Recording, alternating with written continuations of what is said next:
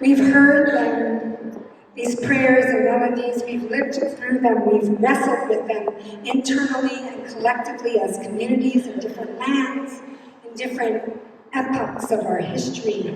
Every year inside of our living and figuring out and surviving and creating, these sacred days come to lift a veil to remind us that we are always living inside of the great unknown. Much of what I have the honor of doing as a rabbi is to sit with you, to accompany you through your journeys in the great unknown.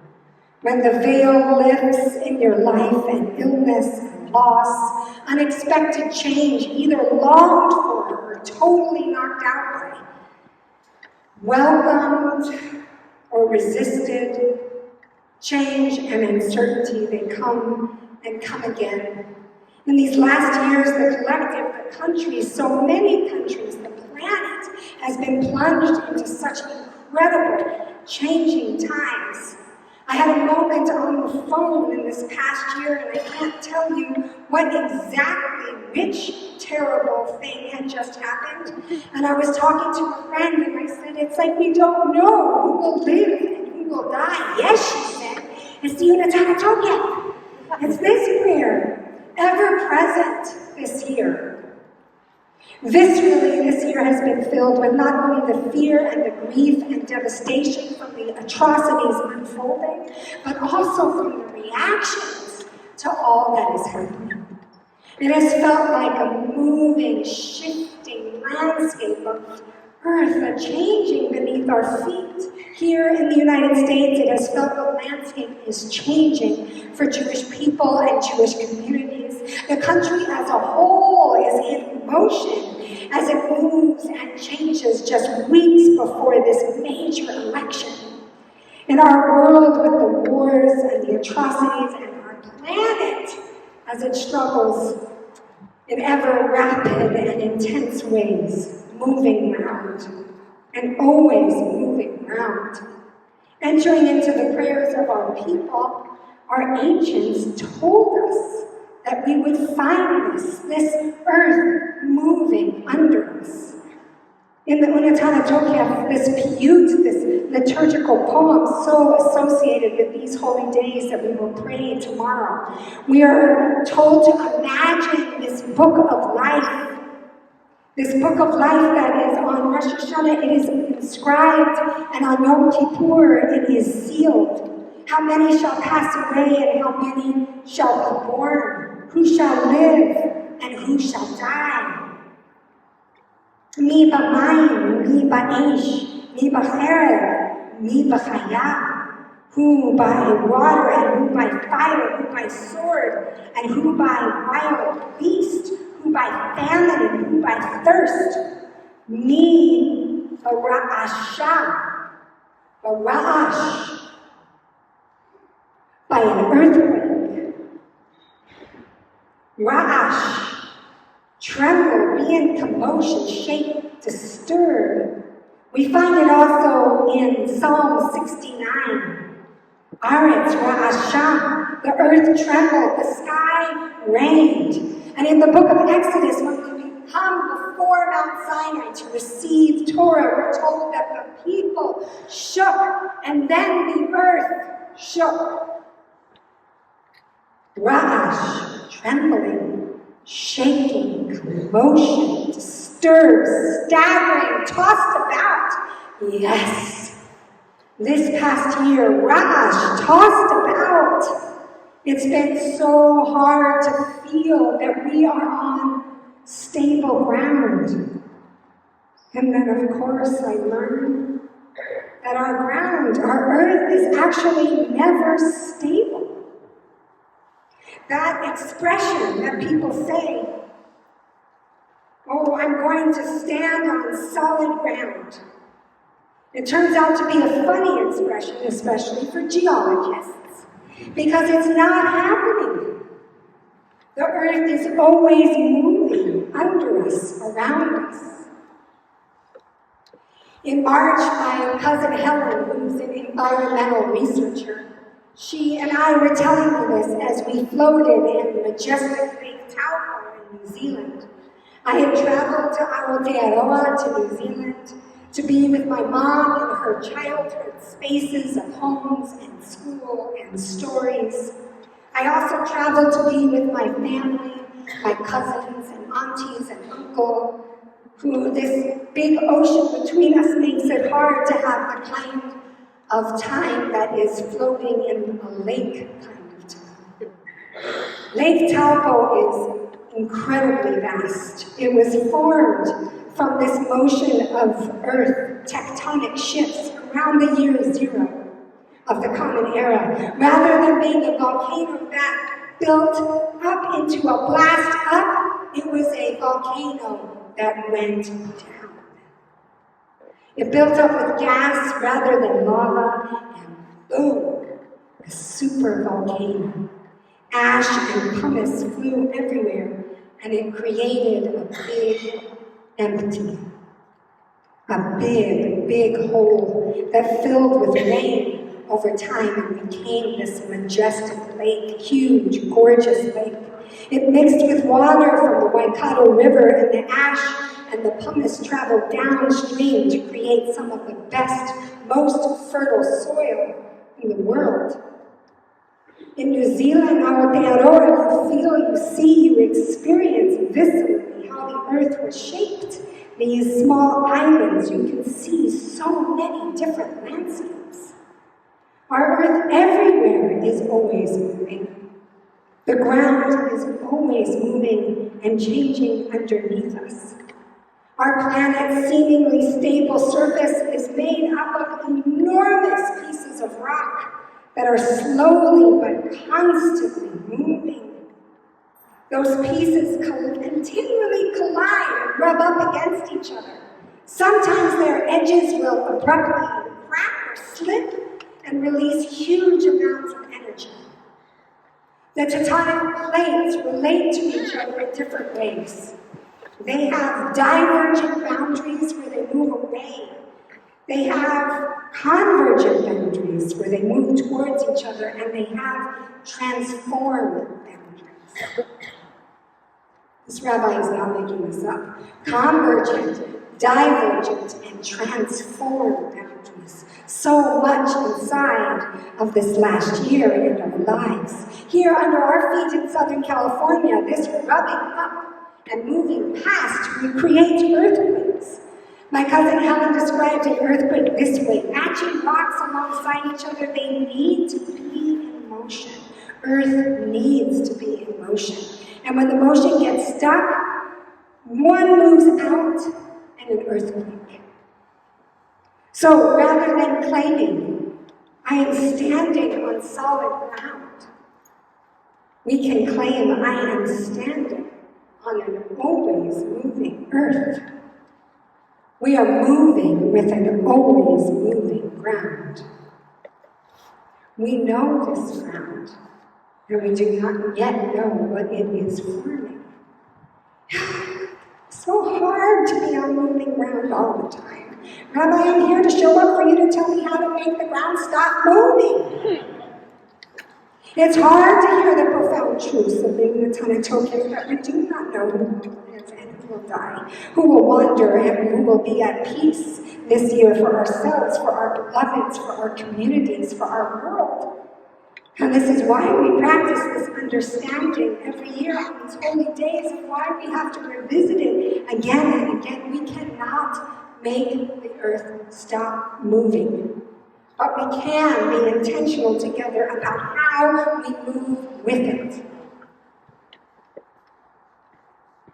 Or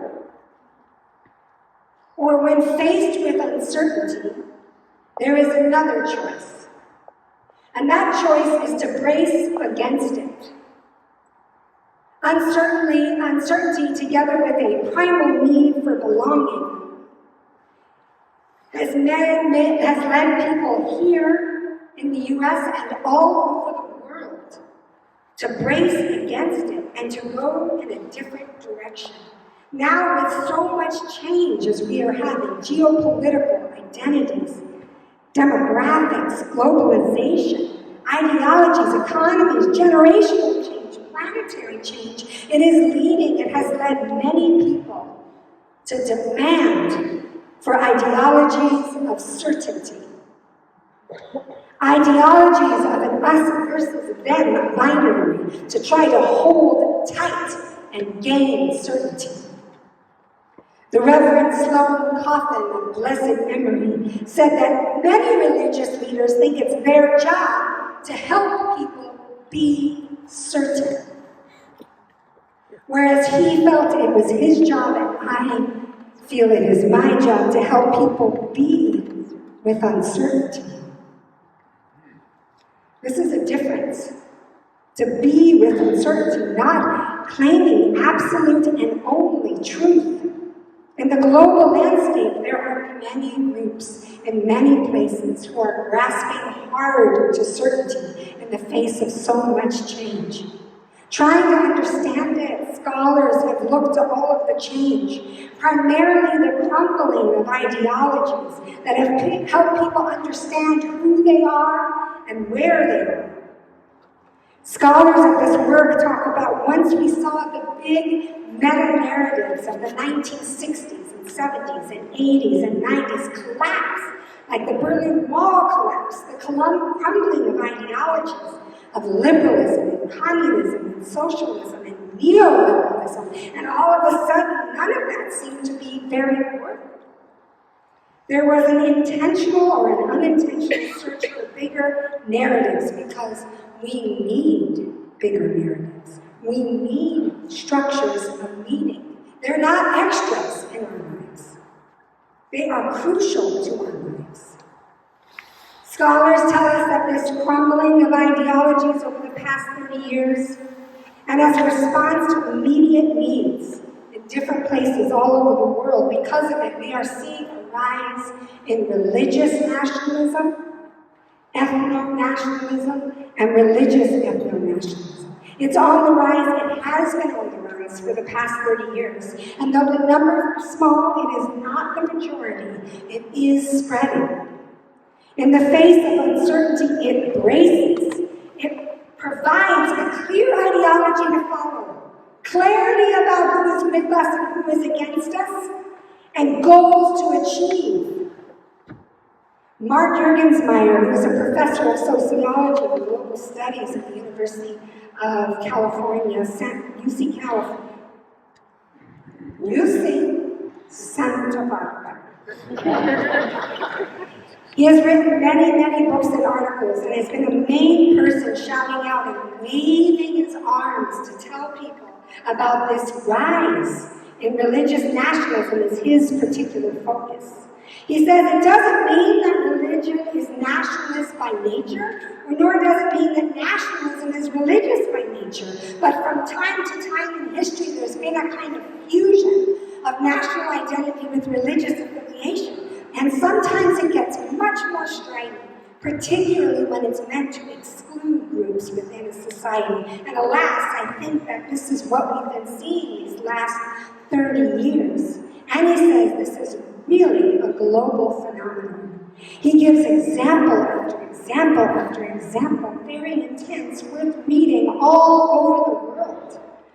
It is happening in our global psyche, and it's cropping up all over the world. And each of the three major conflicts of this moment, in Israel and Palestine, Ukraine and Russia and Sudan, this is a thread, if not the whole garment.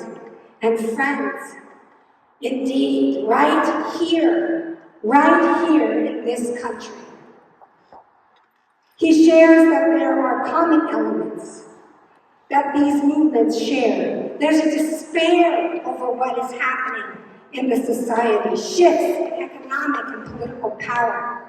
They're seeing politics in a religious way or an ethnocentrist way, then identifying the enemy and being willing to engage in a cosmic war, be willing to engage in violence, which then leads, ironically, to peace. They claim to true peace.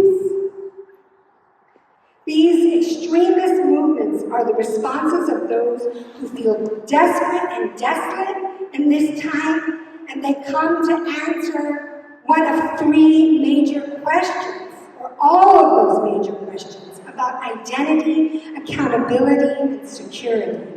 Who are you? And who is this nation? We are always grappling with these questions, and then there are times in history when that grappling is louder and more unstable, and we are in these times right now. I heard an incredible interview with Nafis Hamid, who is a researcher of psychology. He studied through neuroimaging the brains of the people in Spain who are getting involved in extremist movements. I welcome you to find this interview because you're probably thinking, how do you get people to agree to neuroimaging? It's an incredible story, but he did. And he was involved in this process and learned as a researcher. And then he came back to the United States, this is a couple years ago, and he was online, and he saw an old friend and former roommate posting all of this incredible conspiracy theories. And he looked into it, and he saw that this friend had gotten pulled into QAnon and nationalist movements here in the United States.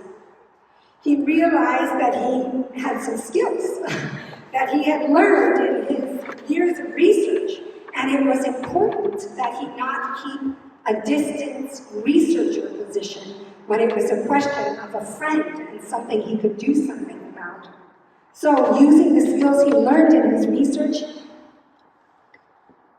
he began to ask lots of questions of the friend, and heard about all the tragedies in his friend's life, losing his job, ending his relationship, family members dying, and his sense that he felt lost in his life because of all the things that gave him a sense of who he was, that gave him stability, were stripped away. So he reached for stability and security. He reached to find a solid ground, to find ground that he hoped would not be moving. QAnon gave his friend a bad guy who was responsible for all of his problems. Nafis had conversations with his friend for hours, and he became what is known as a credible messenger. It's a psychology term that describes a person who has two things: a sense of benevolence, you really honestly believe that this person cares about you, and a sense of authority. You trust that this person knows a lot about this subject. So he would engage around his posts, his informations that were filled with conspiracy theories and anti-Semitism, and he was able to help his friend to walk away from it. Now, we're not all going to have someone in our lives who is on an extremist path, but we absolutely can do something about the rise of extremist nationalism and religious nationalism. This spring, I was on a panel about the growing extremist Christian nationalism in the United States, organized by AU, Americans United for the Separation of Church and State. Oh, this is a lot of talking about difficulties of religion for a rabbi on Yom Kippur. I am aware. We especially, as Jews, need the protections of the separation of church and state, as do other minority religious groups. On this panel, Rachel Lasser, who is the director, kept saying over and over again that the ones actively pushing Christian nationalism in our schools, in our libraries, in our reproductive healthcare systems, onto our children, into our state legislatures and national governments, they're not the majority of people. They don't represent the majority, but they're activated and they are working very hard. And they're not seeing enough people countering them. I heard it described by someone else this way. It's like they're on a very big soccer field. They're a small team. But they keep scoring goals because there is no goalie. The silent majority needs to speak up and move and activate to be the goalie. You always had that aspiration. Now's your time. It is happening all over, including in Huntington Beach. The city council last year removed interfaith invocations, took down the pride flag, moved to ban books. It's not far, folks, it's around us. And there's so much that we can do. In France in July, the far-right Nationalist Party, previously known as the National Front, won more than expected in the first rounds of voting. The majority, the silent majority, needed to do something to prevent extremism. It meant that people, many people, not just people, this is a challenge, this was politicians, many politicians had to step aside and step out of races. And it turns out over 200 people did this. They stepped out of races so they wouldn't be three-way, they would be two-way. And the nationalist far-right party would not win. A friend of mine who moved to Europe, she said to me, she's an American who is now living there, I watched all this unfold in France and I kept thinking, I just don't know if Americans would do this. I just don't know if enough Americans would step aside. I hear that. We have a particularly me first instead of we first culture here in the United States, but I don't agree. I do think that people will step aside, have stepped aside, will speak up, are speaking up. I know so many of you are doing that now. As Rachel Lasser said, it is so important for the silent majority to get activated. I also want to raise up for a moment, a brief moment, that though we do not identify as extremists, we do need to be aware when we ourselves are leaning into an us versus them certainty, a reach for certainty that puts us into a binary. This attempt to try and create solid ground can cause people to ignore suffering. Very real and obvious suffering. But it does not need to be that way. Throughout this year, I have heard coming out of people's mouths, written in emails and in statements, no willingness to acknowledge the suffering of others. Yes, your perspective, your concern may be more directed at one community, and that makes sense. Sometimes I've wondered, and I've had many conversations about one sentence. Is it possible just in one sentence to acknowledge the suffering of others? And if it feels to you that you cannot do that, then I want to tell you tonight that may this be part of your work as we turn into a new year. It is not much, but it is so painfully missing. And it is so profound when we can acknowledge the suffering of others. The ground will always be moving. And we can orient together where we want to move towards. When I was a kid, my dad would stop us in random moments growing up in the city. And he'd say, okay, kids, let's go. Turn your body to the north. He said, to the mountains. We'd turn our bodies. And he'd say, turn your body to the west, to the ocean. We'd turn our bodies. Randomly, all the time. Not sure why. But what it meant is it put into our bodies a clear sense of direction. No matter where I am in this city, I can turn to the mountains, I can turn to the desert, I can turn to the ocean, and I can navigate myself through. In this city, even when the phone does, what? It can be in our bodies, the direction we want to head. That's different than turn-by-turn instructions. There are not going to be turn-by-turn instructions for the uncertainty of life, but there will be a direction we can head in. The directions are what we are given. The directions, the deepest values of our tradition. It is what we are gifted with at the end of this Tectonic prayer. The prayer ends by pulling up a teaching from the Jerusalem Talmud where it says, Tshuva, Tefillah, Tzedakah. Tshuva, making amends, repair, Tefillah, prayer.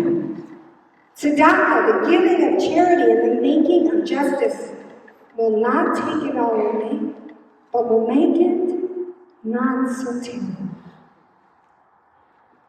I love that particular Jewish expression. It's not going to be okay, it's just not so terrible. It will help it be less painful. It will help us to navigate. Simple and active. This is how we navigate changing landscapes. Not pretend that we can make it not move. I love that there are three. Even before self-help books, the rabbis were like, keep it simple, memorize it, put it in your body. 3 things. And it turns out there are 3 things that all of these share. One is that all 3 of them are a practice of our midot, of our values. Teshuvah is a practice of humility, of honesty, of ometz lev, courage, of hope. Tefillah is a practice of faith, of trust, of silence, of simcha, of joy. Tzedakah is a practice of generosity, love, gratitude, justice. These 3 activate our values. The second is that you repeat them. None of these are one and done. We repeat and repeat and repeat and repeat our values. And the third thing that they all have in common is that we don't do any of them alone. We do them together. Tshuva you have to do with the person you harmed. You have to make amends and repair. Tefillah you can do on your own. There are times where you do pray alone. But there are even certain prayers that when you're alone you cannot say. Only they can be said with the collective. A reminder that it's good to pray, but full prayer happens when we are together. And tzedakah, this practice of caring for others, is of course collective. This year ahead must be filled with the constant repetition of actions that were rooted in our values that we do together. This year ahead must be filled with constant repetition of actions rooted in our values that we do together. I see you, Nefesh. I see all of us, how we are trying to navigate this moving ground.